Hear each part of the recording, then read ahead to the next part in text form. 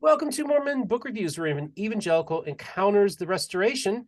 This is actually a special Mormon Media Reviews, but I just realized I have the MBR logo, so it's a Mormon Book Reviews episode. And speaking of books, don't forget this month's book drawing is Unexpected, the backstory of finding Elizabeth Smart and growing up in the culture of an American religion by Chris Thomas. And the foreword is by Elizabeth Smart. Chris, of course, was the family spokesperson while Elizabeth Smart was kidnapped and missing. And he's very close friends with the family. It's a unique, interesting story. So I just want to in the description, just go to mormonbookreviews@gmail.com. And in the subject heading, say book contest, leave your name and address. And ask Casey Kern from Korea. You say every time I say that, you get offended that it's U.S. residents only. I do apologize, but I can't afford $50, $100 to send a book out. So U.S. residents only. Sorry, everybody else. I know I have people watching throughout the world. And I do want to thank hearing from people throughout the world as well. So here we are. This is our third and probably final episode dealing with the Lori Vallow Daybell murder trial. And the verdict just came through this Friday. And I want us to get caught up. But before we get there, I actually have to say one thing to both of you. And this really strikes home too, because I know for women, this really has been a big thing. How could a woman murder her children? And unfortunately, I want to wish you both of you a happy Mother's Day. And this really has to hit home as mothers as well, I imagine. Yeah, I'd say. Yeah, that's why I think there's a real connection with the Yeah. females, that they've been watching this more closely. And Rebecca, my co-hostess with the mostess, no longer a lug, a largely unknown guest, a celebrity who is just shooting up in this world. And I want to thank you so much flattery, Steve. You just well, I just want to thank you again for coming on the co-host. And really, honestly, Bernadine, I want to thank you for taking your time. Here you are in your truck cab once again, crisscrossing the great USA. You're in the central time zone as we speak today. And I just want to thank you and your husband for taking the time to do this as well. Welcome back to the program. Thank you. Loved visiting with you and Rebecca. Yeah, and it's a bittersweet thing, because obviously we've all gotten to know each other better through these conversations, but unfortunately it's just it's amidst tragedy. And you had mentioned yesterday even that you felt so horrible yesterday because you thought you would be like spiking the football and you'd be happy, but you had mentioned yesterday, Bernadine, that you kind of felt really icky and just it was really bad. You felt off. Maybe talk a little bit about that. Yeah, there's so much emotional build up to this, right? For years and years we followed this, and so many of us have said we know she did it. We know she did it, and then they was actually waiting for the verdict, and the day before I was so nervous that they were gonna let her go. In fact, I thought she's probably in her cell praying to God because she's spiritual, and what if she's let go and she feels like this is an answer to her prayers? You know what I mean? And she did it, and see, she's justified. Like, I had all those feelings, and so when they read the verdict, I just felt sick. I felt what a waste of a human being, and it's because she may do good in prison or whatever, but we all have so much potential as human beings, and then in a matter of a year or 2 years as their timeline, although I think her nonsense started way before that, she just took a nosedive and ended up killing all these people. And today is Mother's Day, and somebody posted on YouTube I'm going to read it to you because it's kind of heartbreaking. I screenshotted it. Her daughter, Tylee, Mother's Day 2017, wrote, "My love for my mom grows every day." Heart emoji. "She's truly the best person for the job. Through everything we have been through as a family and as individuals, her faith just gets stronger. She's the best example of how I want to be as a mother someday. Happy Mother's Day." And I was hoping this week that the jury would come up with a verdict before Mother's Day, because I thought, you know, would it be that makes her go, oh my gosh, I'm in jail without my children. I did this, because it doesn't seem like it's ever hit her as far as people in the courtroom and what we've heard, what she's actually done, you know? And I think about her now. They've moved her back up to Madison County, and she's awaiting sentencing, and they're saying that could be up to 90 days before she receives her sentence. And then she'll be moved to Arizona to face trial for Charles's death and Brandon Boudreaux's shooting, right? And I think of her sitting back up there, and what is she doing this Mother's Day? Is she thinking of her kids, and is she still justifying it? And, you know, the jury got it wrong. Everybody got it wrong, right? In her mind. Yeah, Rebecca, what do you, just as a mother, maybe speak to that and also your reactions to the verdict. And then, folks, we're going to kind of talk about the last 2 weeks and everything that kind of led up to this as well. Yeah. Yeah, I think there's a sense of detachment when I try to follow the trial. I can't go there. And then pieces of evidence or information will come out that makes you face what actually happened to children. And then I just back way off. I just cannot go there. And as I was reviewing for our discussion today, you know, I'm just reading through this, and then you're hit with those pieces of actual evidence of what actually happened to the children. And your mind can't even go there. And to speak to what you said, Bernadine, that makes me realize that Lori, I don't believe, will ever go there. In her mind, she loves her children so much that she saved them. She saved their spirit. I'm almost positive that's how she looks at it. She had to do away with their mortal body, which is nothing. And she saved them, and none of us understand it. And so that's the only way. And so I don't believe her own mind will ever let her realize what the rest of us realize and can't even face, just as strangers looking at the story, because you can't even face it. And you know, when the defense did what I was saying before, the last thing we all said on our last broadcast was, oh, we can't wait to see what the defense is going to do. And that was nothing. So you're kind of left with exactly what you said, Bernadine. You just feel like it's not a yes, it's the you just can't even comprehend it. And it's sickening. And your initial reaction is just to turn away from it and not even listen or understand, because it's too much of what you just read. Now I'm upset about that, because that's upsetting too. So, you know, that's what I mean, no matter where you turn.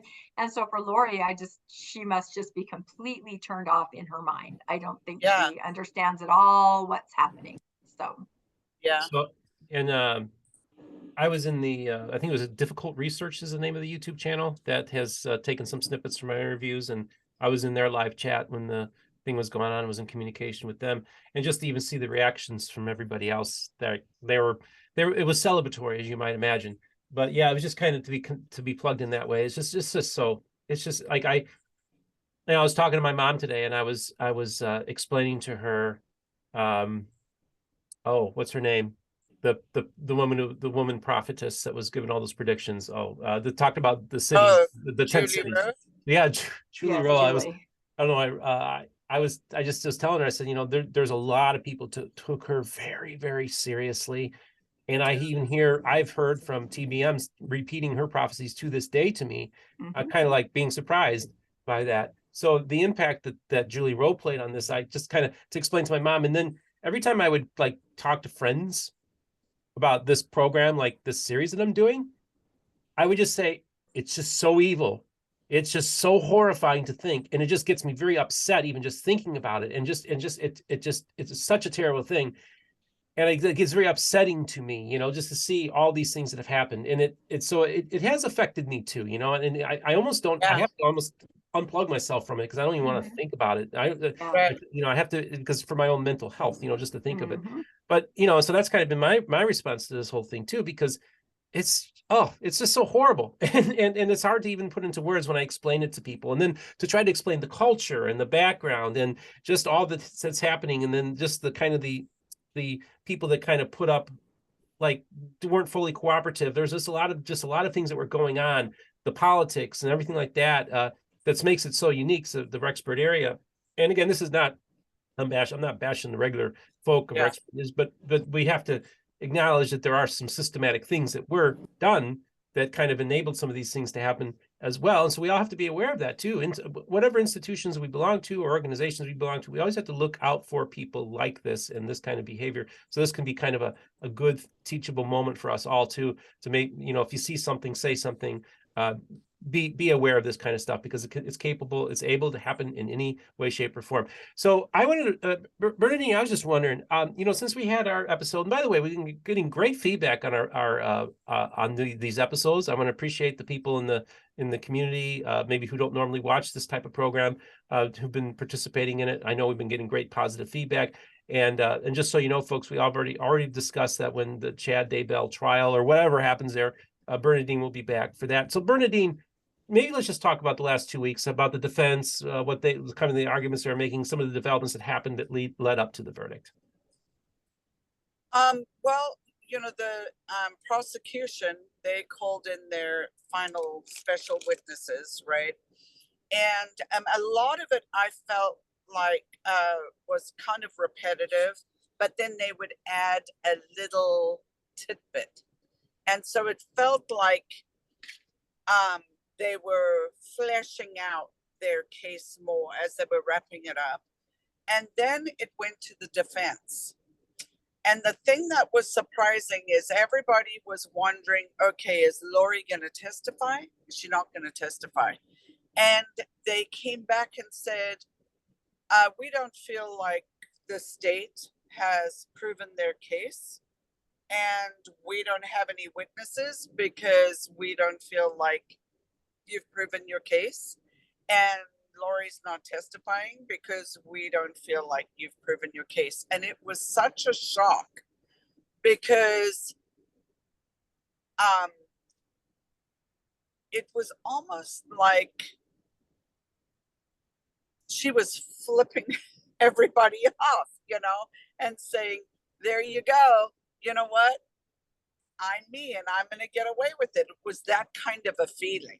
Do you think this was the defense attorneys, this would have been their strategy, or was she just insistent that they would do this? What do you think? I think that it was their strategy. I think that it was their strategy. And, throughout the trial, we have so many people turn up for the prosecution, right? For the victims.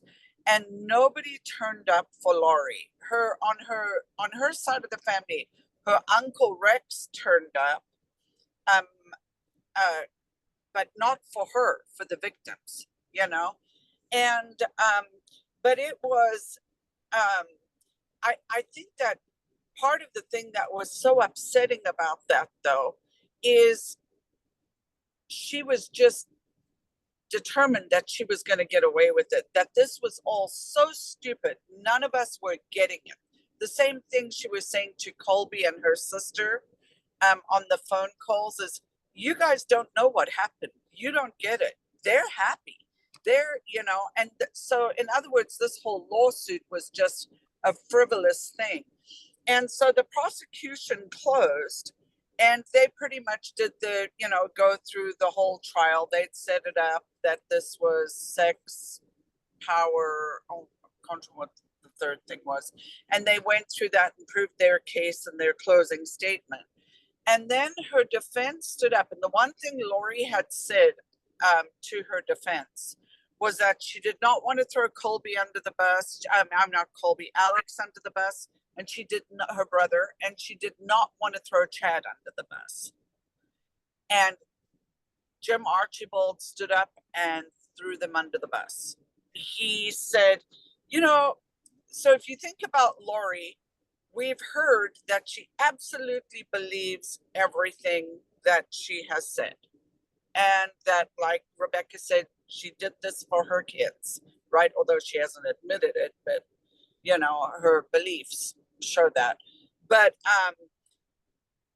everything, she believes in the multiple probation. She believed that Chad was a prophet. She believed that she was a leader and that she was leading the 144,000 and that she was a resurrected being and didn't need to eat anymore. I want to know what she's been doing in jail. But, all these things, she believed these things about herself. But thousands and thousands of text messages, right? Proved that these are the things that she believed. And then her attorney stood up and said, basically, Lori's no leader. Chad is the one that did this. She followed Chad, and what a dumb thing to do. Kind of like a father figure. Man, she really made some bad choices. She shouldn't have done this stuff, you know. He referred to Chad's books as Chad's stupid books. You know, who believes this stuff? Like, really? Who comes up with this stuff and believes this stuff? That was his whole closing. And while this closing is going on, Lori is getting more and more upset and angry, is the way that it's described in the courtroom. And they go to lunch and they come back from lunch and she's actually crying because of this closing. And I think the thing that stood out to me about that is that the first time we actually see some emotion out of Lori Vallow, because before it was, you know, give her a cell phone and she's gonna just, yeah, I'm here for, you know, whatever, you guys all wrong. And this is the first time, not because her kids were murdered, not because body parts were on screens, not because JJ's in a bag, all those pictures and things we heard. She got upset the second day because she didn't want to see them. And then she just averted her face. She wasn't ever going to look at them, right? But she's upset because she has portrayed herself as this leader. She's done all of this stuff because she is this great person who's going to do this great thing. Like, even if she loses, at least she has that, right? I'm a martyr. But the one person who was on her side, supposedly her attorney, now portrays her as this mentally ill woman who just, you know. And so, you know, when I think about that, I think, okay, so you don't have a friend in the world. Nobody turns up for you at your trial. You've killed your family. You're in jail. You're going to be one of the most hated people because you're a mother who killed her children, right? And I mean, wow, what a place to be. And I think that's one of the things that hit me, is what a lonely place to be, because it challenges, if your belief is all, I am this godly person, then what are you? You know, at the end, what are you left with? And she can't face it. No. Because, you know. Yeah, no, I think that she'll just continue. There's nothing more lonely than being in your own little deluded world as well. It's a universe that you've created, this world that you've created. And so she's been lonely for a long time in many ways, and having people, except, you know, Chad feeding this kind of stuff to her and all this kind of stuff. So it's a sick mind, a sick person, a person who definitely, hopefully, I think she's just going to continue to retreat into this fantasy that she lives. I think that this is just all part of her trial of being a martyr, being persecuted, persecution complex. I think that everything that should be put up against her, she'll just take as being her being this. I think this will be probably for the rest of her life. I mean, what do you think, Rebecca? Oh, absolutely. And I think that so she's been confiding, obviously, in her defense attorney this entire time, and probably does feel that he knows her better or is a friend. And then to see herself through his eyes, which, oh, you are sick. I'm sorry. You poor, you know, she didn't get upset when any of her other actions were attacked because she knew better. She's a warrior queen and we're two little ants. You know, we can't understand.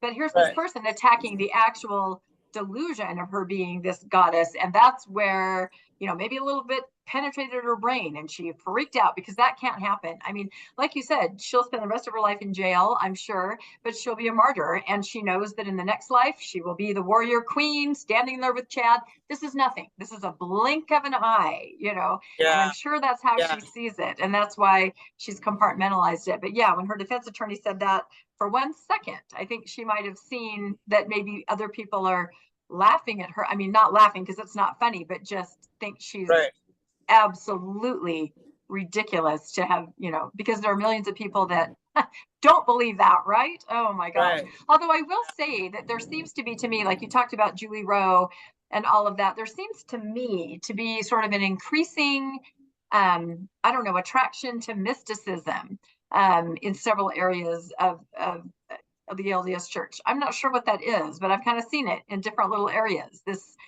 increasing attraction to mysticism, which plays right into this near death, communing with angels, living before. There seems to be, some rumblings about that out there. That's all I'll say. It's interesting. The climate is different like that. I don't know, Steve, do you notice anything like that? Sort of people looking at more mystical writings or more mystical origins? I think over the last few years, our society as a whole has become untethered because of everything that's been happening. Yes. Elections, the COVIDs, and all that kind of stuff. People are untethered, and maybe the institutions that they relied on are no longer reliable, and they're just kind of seeking and grasping for answers, and that's where you get this kind of these kind of worldviews would permeate in that kind of environment. So yeah, it's certainly, I think, just a broader cultural problem too that we're seeing as well. Well, yeah, and I think that we used to be knowing that you were a child of God, that I don't know if it seemed like that used to be enough, right? And it's not enough for people anymore. They want to be extra special. They want to stand out. They want to, and I know, and I don't know if it's this way in other churches, but in the Mormon church, we have a hierarchy, right? You're more special if you're, have a more important calling or are higher up in the church or whatever. And I wonder if people feel like they're just paying their tithing and they're not really in anybody. And so for me, I'm just fine not being in anybody. Do you know what I mean? I feel like the only thing I have is my relationship with God and my relationship with him, not the way any church sees that, just the way that I see it. But I feel like for a lot of people, that's not enough anymore. They feel so like they're just surviving, that they're trying to find something to give them more. And so I wonder if you're raised in a religion where some of those things, and I like, religions more than I do, Steve, but because I've been a Mormon since I was 9 years old, there is some of the mysticisms that we're told to seek out these things, right, on our own.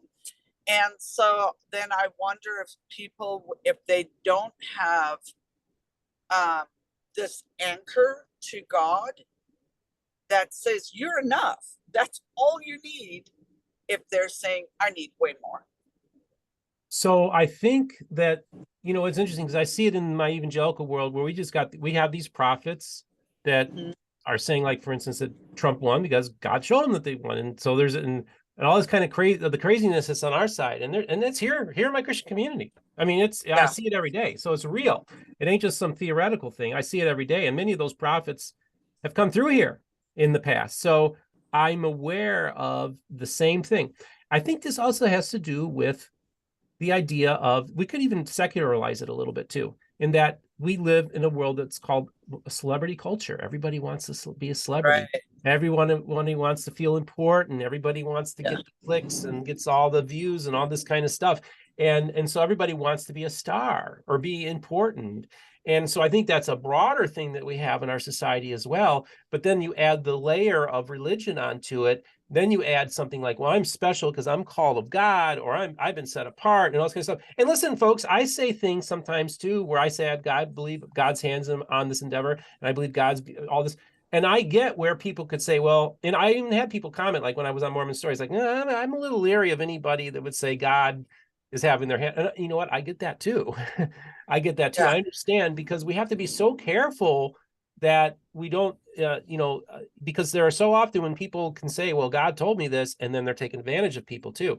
So there's this idea of wanting to be special, wanting to be maybe like a celebrity, be known, and feel that you have this important role to play, especially when you mix in now one other aspect, the apocalyptic worldview, which if you read in the book of Revelation, does lay out like, well, there's going to be two witnesses. They're going to rise from the dead. And so you can go to Jerusalem right now. You'll run into a bunch of two witnesses everywhere. It's called the Jerusalem syndrome. And it's especially prevalent from, guess who the most likely people who are going to suffer Jerusalem syndrome by visiting. And what is Jerusalem syndrome? It's people that go to Israel and something happens to them, and they go cuckoo for Cocoa Puffs. And most of the people are, generally speaking, from the evangelical world, the Christian literalist evangelical world. So it's full of evangelical Christians who think they're the witnesses or they're whoever. And so there's a lot of that on my side too. But so you add the apocalyptic worldview into the mix, and you've got this cocktail, man. So many things. I'm sorry, I don't mean to talk so much, but I think just want to give it the broader context as well. Yeah. Where you guys can probably see so much of the same thing in your world as well. No, and it's very relevant. When I was in seminary back in the early 80s, my seminary teacher one morning shut the door and he goes, I have something to tell all of you guys, and you can't tell anyone. I figure I can tell now because it was like, over 40 years ago. He goes, in my patriarchal blessing, I am one of the witnesses that will lay dead in the street in Jerusalem. We're all like, oh, so for decades, this has been going on. This concept that you somehow are special, you're involved in the end of the world, you're involved in the apocalypse, you have special knowledge, a special purpose. I'm telling you, the words one mighty and strong are the most dangerous thing that were ever said. There are so many people that have done so much evil because of that. So this all just speaks to the mindset, like you said, Steve. And you can even take religion completely out of it and just say people, like you said, are untethered. They're looking for something more. They're looking for, are we living in a simulation? What's my role in this simulation? Everybody is looking for something. And in some cases, you take it to this extreme. Yeah. Yeah. So sorry, Steve. One of the things is what you were saying about you being a special soul. I feel like you can also tell the difference between somebody who has such a pure spirit like you do and somebody who is Chad Daybellish. Do you know what I mean? It's like night and day. Yeah. It's night and day. And, I think that your demeanor is very, very different, just so you know. And also Steve, when he talks about, I think it's perfectly fine for someone to say, I've had a special witness, or I feel this impression. Now, when you say, I feel this about you and you need to do this, or I need to do this to you, that's the difference. It's okay to say, I feel I'm guided by whatever. But once that butts up against that line, what you want someone else to do, or what you're being told to do to them, and that speaks to agency and all of that, that's where you cross those lines. Okay, I think that's a great line there. If you cross that line, that's where the potential problems could be. So I actually want us to talk about Chad Daybell, but before we do that, I want both of you to maybe tell me, watching this, being trial watchers, keeping a close eye on it, maybe what was the thing that made the most impact on you? What was your big takeaway that you get from this? Maybe just kind of just describe overall. Bernadine, talk a little bit about that, and then Rebecca, I'd like for you to chime in as well. Wow.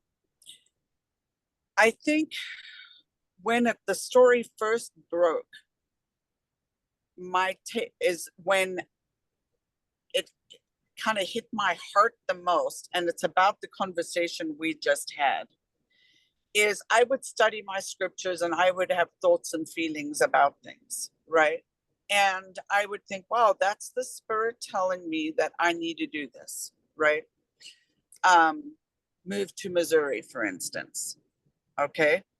Not because I necessarily believe in the Adam on Diamond thing that Jesus is going to come there, but we were looking for a state to move. We have children in the West, children in the East. We thought Missouri's in the middle. Let's pick that, right? Well, when this happened and she was visiting Missouri and I started thinking, oh my gosh, am I a crazy person? You know, am I getting these same crazy thoughts and feelings as Lori Vallow? And I had to keep saying to myself the same thing that Rebecca just said. Okay, these are things that are being told to me that I'm keeping in my heart for me. I'm not putting this on anybody else. And I think that it changed my thoughts about religion, about everything, based on that one thing, right? And am I being manipulated? Or is God telling me something for me? And I think that's where I've crashed a little bit with organized religion, is trying to figure that out. And that's what this whole situation has done for me. Okay. Rebecca? Oh, turn on your microphone. You did. The dog must have been in the room. Yeah, you can tell I'm muting on and off. The dogs are barking. So, wow, that's very powerful, Bernadine. And it's absolutely true. I've always thought, when you feel like you're receiving this inspiration or revelation for yourself, which I believe in, that does happen. But you also have a lot of random thoughts in your brain all the time. A human being has just, and sometimes when you take it the wrong way, you don't trust yourself and you focus in on them, and then it's just a jumble. Then you can't really tell what you're really thinking. You're trying to decipher messages. That can be extremely dangerous if you're trying to do that. So I agree with that it's a cautionary tale for anybody. I think I'm a big true crime watcher just in general, and I do it sort of impersonally. Oh, look, it's on Netflix. Oh, it's about this. And I started out with this situation kind of like that. I'm like, oh, look, this is two things that I know when I watch: church watching and now true crime, and they're together, which often happens with Mormons. It seems like there's a lot of true crime. I don't know. So I started out really impersonally doing that. And then the difference was when we went out to Chad Daybell's property. We were in Idaho and we thought, let's drive by and see. And it was still like, ooh, let's go look. I mean, I admit I was almost like a looky-loo about it. I mean, I just removed myself. I was studying the intrigue and the story and what was happening. But when I got to the property, and I looked at the location and I saw the signs on the fence with the kids' pictures, and as I say to everybody, I'm not a very emotional person, but that's when it really hit me. I can't even participate in this like I do in normal true crime, just going, oh, how interesting, or let me see what I can figure out or solve. And at that point, I almost had to take a little step back because it was too much, these kids. And as the details come out, these kids. And so I admit that for the last couple months during the trial, I've tried to be very removed because it's just too emotional, and so that's one of my takeaways, that for me, I couldn't participate in it like I normally would in just being interested in true crime in general, the ins and outs. This was, it all hit too close to home. And also because I know people in my life that follow Julie Rowe, that believe they're special and believe that they have access to, apparently Jesus is already here. I have friends that think that are giving us messages through conference. I know people like this. And so it's not so far-fetched in my mind to imagine, for a greater good, someone doing something that the rest of us would consider a complete atrocity just for the greater good. So that part of all of it makes me sick, that here's this trial, but I don't think it's over in terms of things like this happening as it gets crazier. So that makes me really sad and worried. Yeah. I just, I always tell people that I never joined a church. And I tell people, I said, I never felt like the need to join a church, but I do remember as a child going through some old Life magazines or maybe Time magazines and seeing the photographs of the Jim Jones suicide pact, the mass suicide, and seeing the bodies just laid out, and there were kids, and I just remember sitting in church one Sunday thinking, how do I not know that we don't end up doing the same thing in this group? That was as a child. I always thought, like, They believed, they were sincere. So even as a young child, I always was kind of like, I don't know if I want to belong to any group, because what if we end up drinking the Kool-Aid? And so I think that's also been a barrier to me joining groups. Not that I'm saying, but obviously 99.999 are not bad at all. Many are fine, but there's always those extremes that happen, and they're all religions are okay. So we're not picking on the Church of Jesus Christ of Latter-day Saints. There's plenty of excesses in our in the history of the Catholic Church and the Protestant movement. But we got a lot of bad stories to tell on our side as well. But I do think it's important for us, like my good friend John DeLynn said, is that we need to have practice epistemological humility as well, and realize that we do see through a glass darkly, and that is probably the best approach to take when it comes to spiritual matters. And don't try to be too absolutist about anything, because once you do that, you could often fall into these very dark places. And so I just wanted to ask both of you, because off camera, before we started taping, I had mentioned to you, Bernadine, do you think that Chad is going to make a plea deal now? Do you actually think he's going to go to the court? And when is the speculation about when the court case will happen? And by the way, if it were to occur, we would have Bernadine, or whatever future developments happen in the Daybell saga, we will have Bernadine on to talk about that. So maybe give us your thoughts on what you think might be happening down the road. I wonder if, so Chad, the death penalty is on the table for him, right? There's a couple of things. I think, okay, for the prosecution to make a deal, is it worth it for them? Because they know they're going to sink him. They just won with Lori, right? So what is Chad going to bring to the table that would make a deal worth it, right? But, and so Reed and I, my husband and I, were talking about how does John Pryor, because he was there every day through this trial, right? So how does he look at this? Does he go, I can win this because, we can point everything at Lori Vallow. Look, she was just charged for this. So we can say, see, you charged her. She's the one who came up with all of this, right? So is John Pryor looking at it that way? Or is John Pryor saying, shucks, you know what? We could lose too. That's how I would look at it, for sure. It just seems like there's so much. The trial is, they've asked for a June date in 2024, which is just insane to me. Like, that's how many years out from where all this started, right? 5 years. And but the judge hasn't ruled on a date.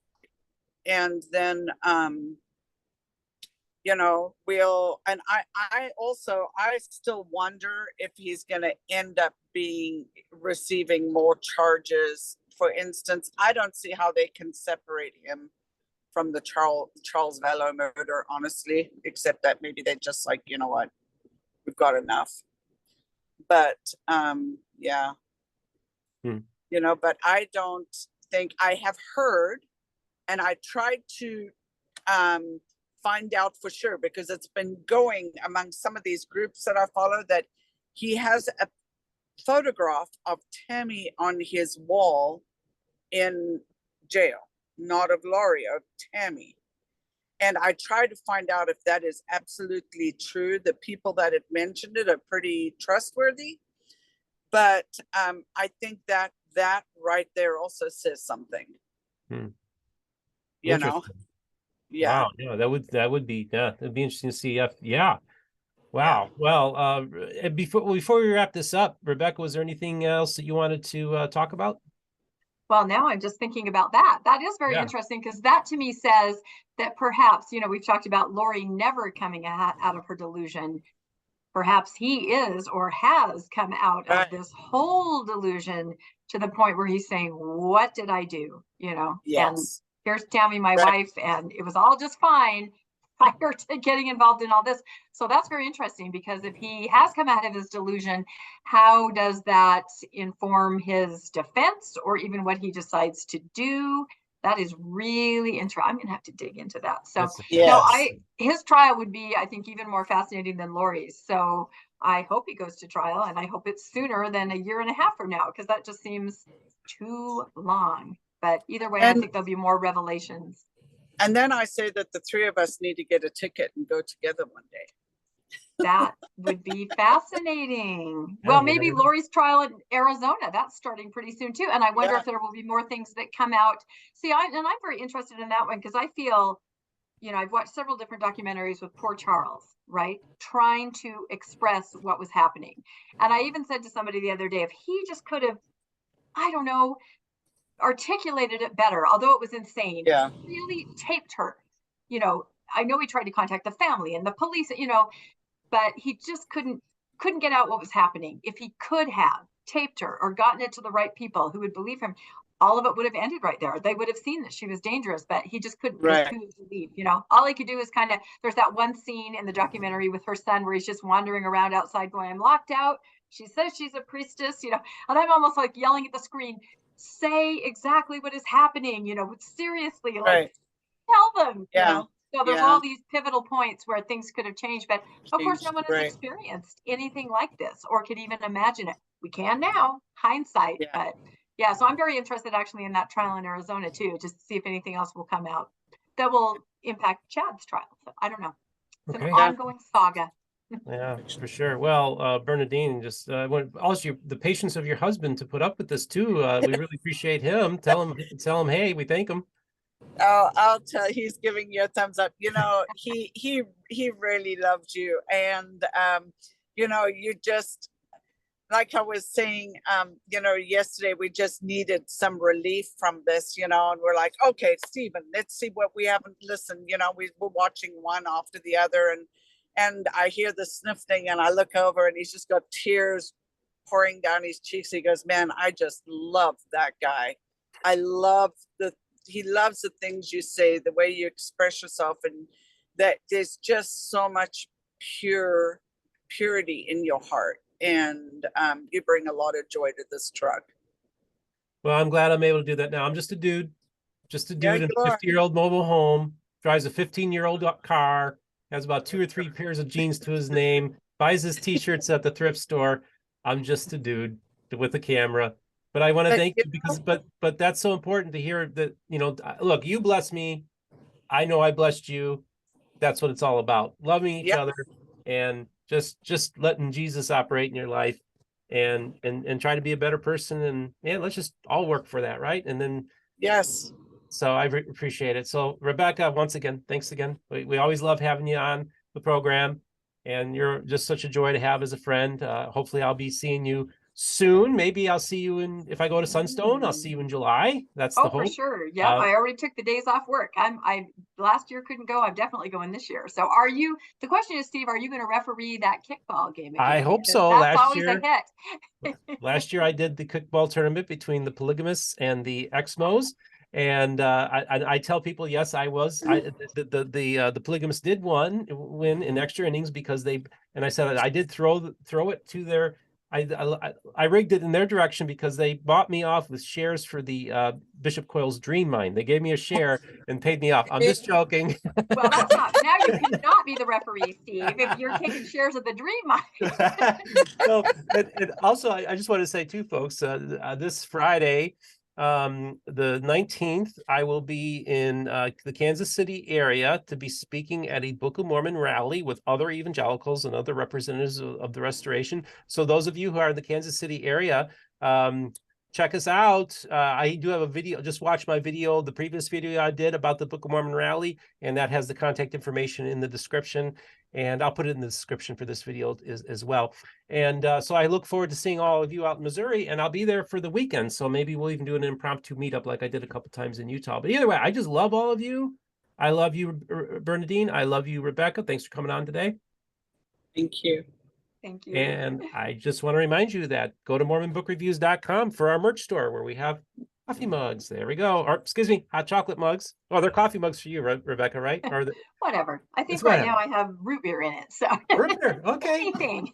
Yeah, just so you know, folks, I haven't told this publicly, but I recently quit drinking coffee. So somebody told me, it's like, Steve, you're getting more and more Mormon every day. But I'm thinking green tea though, so it's not complete. I'm not quite doing Word of Wisdom yet. but I did cut out coffee out of my diet. I found out I've been over caffeinated for the last 25 years of my life, and I need to not be so caffeinated. So that's, my body feels better. So either way, I ramble. So so we got the merch store, MormonBookReviews.com, for those of you who'd like to financially support us at PayPal as well as Patreon. There'll be links in the description as well. And just remember, the most important thing is this, folks. Remember, all the voices of the restoration will be heard here on Mormon Book Reviews.